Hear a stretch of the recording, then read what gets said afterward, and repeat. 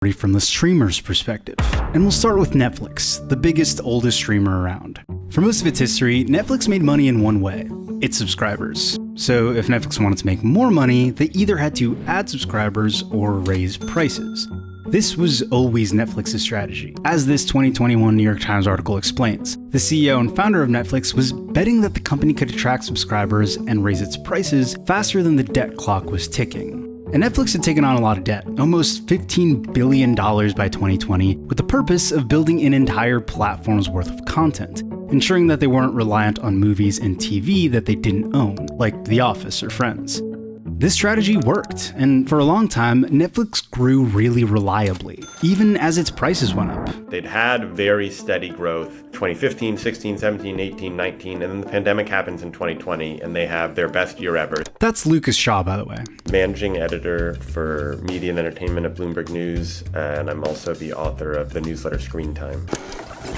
Netflix got to a point where they realized that their growth was much slower than it had been, right? Growth continues to be slower in 2021, and looking into 2022, they get nervous. And then in 2022, Netflix actually lost subscribers. Just 200,000 at first, and then 1 million.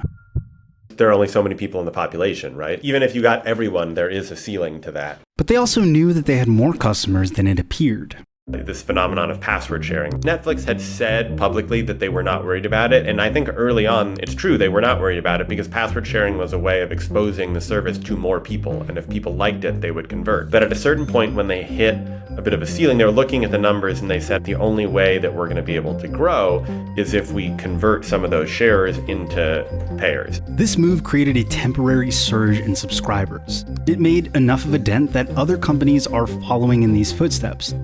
But Netflix isn't the only trendsetter. While all this was going on, another company was carving out a slightly different path.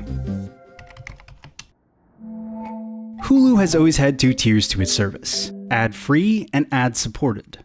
According to this 2019 article, Hulu's ad-supported option was the most lucrative tier of their business. It was so successful, they actually lowered the price from $7.99 to $5.99. Advertising has been the key to a successful video business forever. You think about the cable business, you don't think about paying for discrete channels, but you are paying for a bundle of channels. And oh, by the way, those channels still have advertising. So it's not really a foreign concept. That's something that Hulu had done quite effectively.